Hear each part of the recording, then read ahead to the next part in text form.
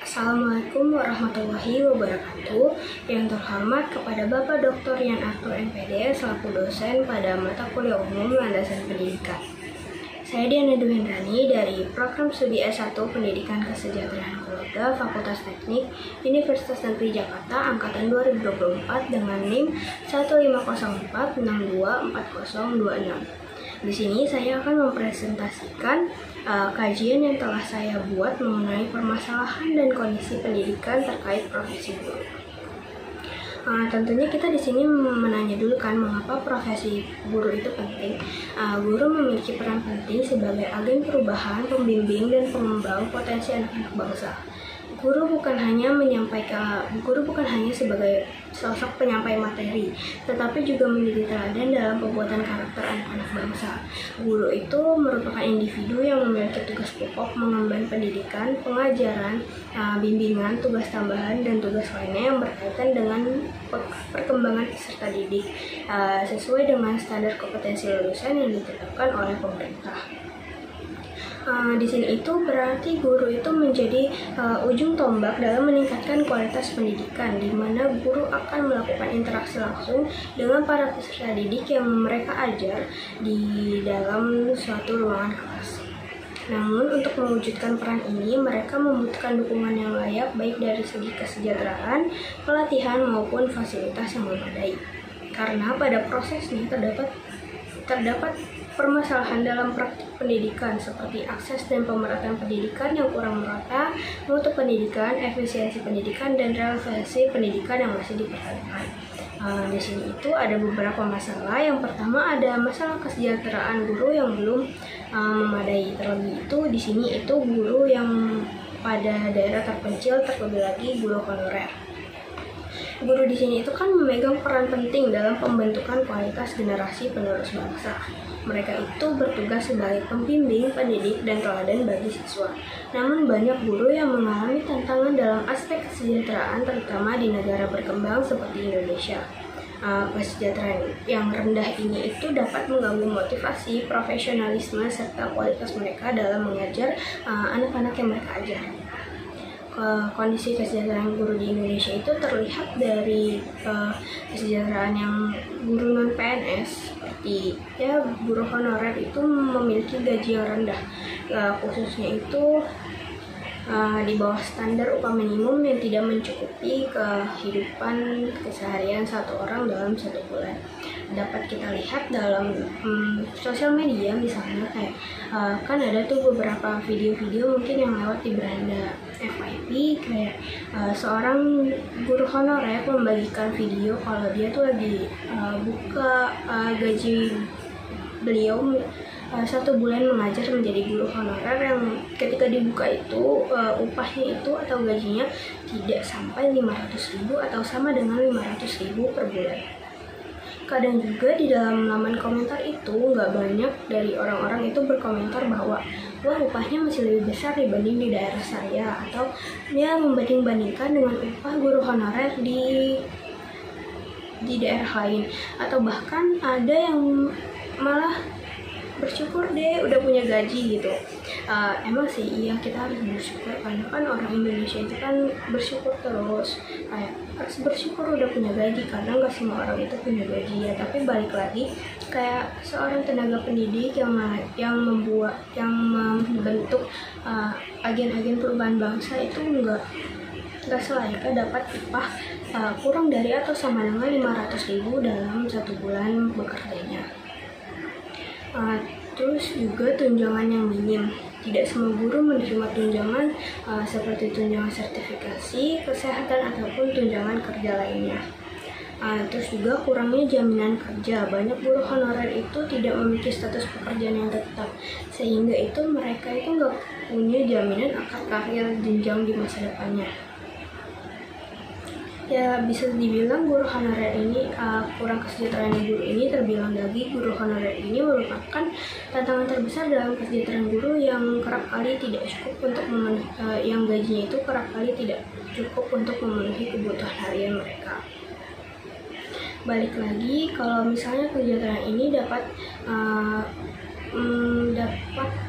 jadi salah satu penyebab kurangnya profesionalisme seorang guru, karena bisa saja guru tersebut jadi merasa tidak dianggap sehingga profesionalismenya menurun. Terus penyebab kesejahteraan yang rendah itu bisa jadi karena anggaran pendidikan yang terbatas. Meskipun anggaran pendidikan telah meningkat, distribusi dana seringkali belum optimal. Jadi kayak dari atas itu besar, terus ke bawah dipotong lagi, sampai di bawah itu kecil banget. Jadinya kurang optimal pada kesejahteraan guru yang menjadi terabaikan. Terus status honorer dan PNS itu tidak merata. Guru honorer itu memiliki kesejahteraan yang di bawah sangat jauh dibanding guru PNS. Jadi ini tuh menciptakan ketidakadilan dalam satuan profesi. Terus juga ada kurangnya kebijakan yang memadai. Jadi dampaknya itu kalau misalnya itu jadi motivasi kinerjanya itu menurun, ketidakhadiran yang tinggi, serta kesulitan merekrut guru yang berkualitas. Kayak misalnya lulusan SPD itu pasti sedikit atau tidak lebih banyak yang ingin melanjutkan menjadi guru, karena emang orang-orang beranggapannya gaji guru kecil gitu. Solusi yang diharapkan di sini tentunya itu peningkatan gaji guru honorer, lalu pemberian tunjangan dan fasilitas, lalu penyetaraan status kerja. Jadi kesimpulan di situ, kesejahteraan guru itu merupakan komponen penting dalam upaya meningkatkan kualitas pendidikan. Guru yang sejahtera akan lebih termotivasi, produktif, dan profesional dalam mengajar. Oleh karena itu, berbagai pihak, termasuk pemerintah, masyarakat, dan swasta, perlu bekerja sama untuk memberikan perhatian yang lebih kepada kesejahteraan guru, terutama guru honorer atau guru-guru yang sukarelawan. Terus selanjutnya itu di permasalahan kedua itu ada kualifikasi dan pelatihan guru yang kurang memadai. Di Indonesia ini masih banyak guru yang mengajar di luar bidang keahlian mereka atau belum memiliki atau mengikuti sertifikat pelatihan khusus. Padahal kompetensi profesional guru memegang peran penting dalam memastikan bahwa seorang guru ini dapat melaksanakan tugas pengajarannya dengan efektif. Beberapa aspek yang mencerminkan kompetensi profesional ini meliputi: 1. Kemampuan untuk memiliki penguasaan terhadap materi pembelajaran yang diajarkan, termasuk struktur konsep dan dasar pemikiran ilmiahnya. 2. Kemampuan untuk memahami standar kompetensi dasar dan tujuan pembelajaran dari mata pelajaran yang diajarkan. Ketiga, ada kemampuan untuk mengembangkan materi pembelajaran secara kreatif guna menyampaikan pemahaman yang komprehensif kepada siswa. Yang keempat, ada kemampuan untuk merefleksikan praktik mengajar demi meningkatkan profesionalisme secara berkelanjutan. Dan yang terakhir itu ada keterampilan dalam menggunakan teknologi informasi dan komunikasi atau TIK untuk proses pembelajaran dan perkembangan pribadi. Sementara itu, kompetensi sosial melibatkan kemampuan guru dalam berkomunikasi, berinteraksi, dan berperilaku secara efektif oleh berbagai pihak, kayak pihak dari siswa, rekan sesama guru, staf pendidikan, orang tua siswa, maupun masyarakat umum. Namun masih banyak guru yang mengajar tidak sesuai dengan kompetensi profesionalisme guru yang harus dimiliki. Hal ini bisa menyebabkan rendahnya kualitas pengajaran dan kurangnya pemahaman siswa. Ini itu pernah saya alami sewaktu saya duduk di bangku sekolah menengah atas kelas 11. Ada salah satu guru itu awalnya beliau mengajar mata pelajaran geografi selama beberapa bulan. Lalu di semester selanjutnya beliau itu tiba-tiba mengajar mata pelajaran sejarah, menggantikan guru yang pensiun sama beberapa bulan. Lalu saat saya kelas 12, beliau ini beralih menjadi pengajar mata pelajaran sosiologi. Nah, dari interaksi beliau dengan siswa di dalam kelas itu terlihat kurang efektif karena ilmu yang beliau sampaikan pun masih kurang apa ya, kayak jadinya tuh kelas gak kondusif gitu loh.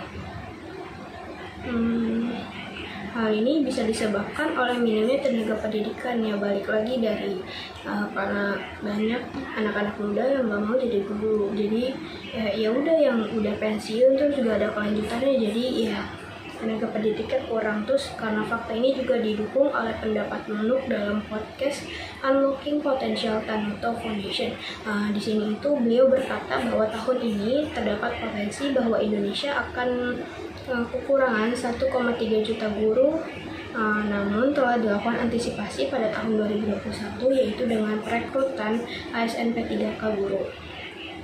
Lebih lanjutnya, pemerintah dan institusi pendidikan perlu menyediakan program pelatihan berkelanjutan agar guru dapat mengikuti perkembangan metode dan teknologi pengajaran yang terbaru. Permasalahan yang ketiga itu ada beban kerja yang berat. Menurut T.R. Michel dalam karangan Barnawi, cara kualitas kerja guru itu, cara melihatnya itu dikolaborasi dengan motivasi kerja dan kemampuan yang dimiliki oleh guru. Pendapat ini disampaikan oleh Barnawi dan Arifin pada tahun 2012. Motivasi yang perlu diperhatikan oleh guru yaitu memotivasi diri sendiri dulu yang penting. Agar senantiasa untuk semangat mengajar dan juga memotivasi peserta didik yang mereka ajar agar semangat belajar dan berprestasi serta berkarya di sekolah. Namun nyatanya seringkali dijumpai guru yang mengalami stres akibat tuntutan mengajar yang lebih tinggi, seringkali dijumpai di beberapa satuan pendidikan. Hal ini tuh bisa saja disebabkan karena beban yang diberikan kepada guru itu, beban dan tugas itu berat, tidak sebanding dengan gaji yang mereka terima.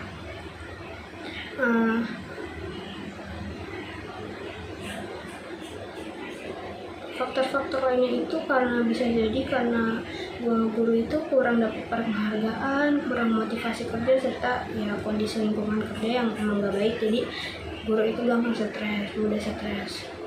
Terus dari beberapa sumber itu saya dapatkan bahwa guru itu nggak hanya mengajar tapi juga dibebani dengan tugas administrasi seperti pembuatan laporan dan dokumen-dokumen sekolah. Hal ini membuat fokus mereka terbagi dan waktu yang harusnya mereka mendalami materi itu malah terbagi menjadi tugas-tugas yang lain. Jadi nggak efektif buat mendalami materinya. Solusi yang diharapkan di sini itu udah pasti mempekerjakan staf khusus untuk menangani tugas administrasi atau mengurangi jumlah laporan administrasi yang harus diselesaikan guru. Permasalahan yang terakhir itu ada kurang sarana dan prasarana mendukung. Sarana pendidikan itu kan mencangkup perlengkapan yang digunakan langsung dalam proses belajar mengajar, kayak buku, alat peraga, komputer atau internet. Sementara prasarana itu lebih ke fasilitas pendukungnya kayak gedung sekolah, ruang kelas, perpustakaan, laboratorium, serta akses air bersih dan listrik yang memadai. Karena ketersediaan sarana dan prasarana ini kan sangat penting ya. Kalau misalnya nggak ada tuh kayak pembelajarannya nggak bakal berlangsung secara optimal. Dan hal ini juga berpengaruh pada kualitas pendidikan yang bakal diterima oleh siswa. Di Indonesia itu masih banyak sekolah yang kekurangan fasilitas dasar, terlebih itu di luar Pulau Jawa. Kayak pasti kan kita sering dengar nih berita-berita yang kayak ruang kelasnya rusak, yang dindingnya itu nggak aman buat dijadiin ruang kelas, yang atapnya itu udah bolong-bolong. Jadi kalau hujan tuh ya siswanya tuh nggak aman, nggak nyaman gitu. Terus juga kondisi meja kursinya tuh udah nggak layak pakai, jadi udah kayak ngek gitu, udah goyang-goyang. Kayak terlebih itu memang di daerah terpencil atau di luar Pulau Jawa, emang kayaknya di luar Pulau Jawa tuh kayak kurang diperhatikan gitu akses listrik atau akses internetnya juga.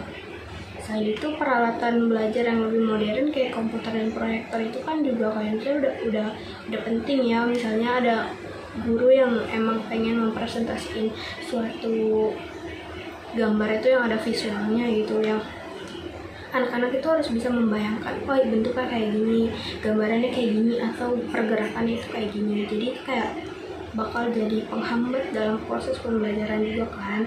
Jadi kekurangan itu nggak hanya guru yang merasakan tapi juga siswa yang merasakan. Karena terbatasnya fasilitas itu juga menyebabkan kesenjangan antara siswa di kota dengan siswa di daerah. Jadi kayak siswa yang memiliki akses pendidikan lebih maju itu lebih cenderung siap untuk terjun ke dunia kerja atau jenjang pendidikan yang lebih tinggi. Sebaliknya dengan siswa yang bukan di kota atau terbilang di desa itu kurang memiliki akses, jadi mereka tuh terbilang kurang kompetitif, tapi tidak semuanya, sebagiannya, dan ini tentunya berpengaruh pada pemerataan kesempatan cemerlang di masa depan.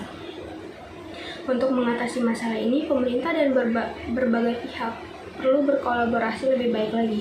Pemerintah pusat maupun daerah bisa memperhatikan pemerataan anggaran pendidikan untuk memastikan sekolah-sekolah di daerah terpencil mendapatkan fasilitas yang memadai.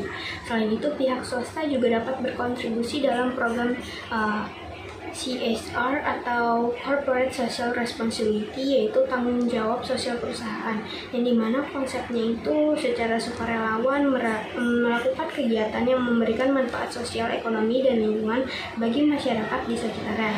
Di samping itu, tujuan utamanya juga mencari keuntungan. Dalam konteks ini, perusahaan menjalin program atau kegiatan yang bertujuan untuk membantu meningkatkan kesejahteraan mahasiswa atau kesejahteraan masyarakat atau lingkungan sekitar sebagai bentuk kontribusi positifnya. Misalnya itu kayak memberikan donasi alat peraga, komputer, atau memperbaiki infrastruktur sekolah.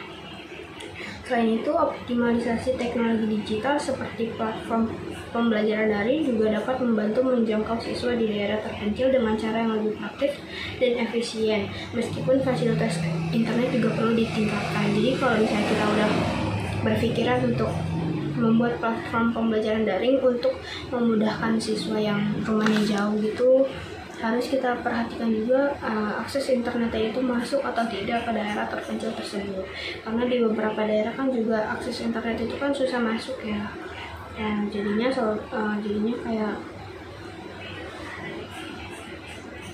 bakal kurang efisien kalau misalnya kita udah membuat aplikasi tapi kita nggak memikirkan ke akses internetnya, karena aplikasi pembelajaran itu pasti membutuhkan internet. Jadi kesimpulannya dari dari presentasi kali ini itu sebagai kesimpulannya, untuk mengatasi masalah yang dihadapi dalam profesi guru, kita memperhatikan beberapa hal penting, yaitu satu, meningkatkan kesejahteraan guru guna memberikan motivasi yang lebih tinggi kepada guru agar lebih semangat untuk mengajar dan menciptakan bibit-bibit bangsa yang unggul di masa yang akan datang, insya Allah, amin. Yang kedua, memastikan adanya pelatihan dan pengembangan berkelanjutan. Yang ketiga, ada mengurangi beban administrasi agar guru bisa fokus mengajar. Dan yang keempat, menyediakan sarana dan prasarana yang memadai. Demikian presentasi mengenai permasalahan dan kondisi pendidikan terkait profesi guru. Mari kita sama-sama mendukung perubahan yang lebih baik dalam dunia pendidikan agar profesi guru dapat menjadi profesi yang lebih dihargai dan berkualitas di masa yang akan datang. Sekian dari saya, kurang lebihnya mohon maaf. Wassalamualaikum warahmatullahi wabarakatuh.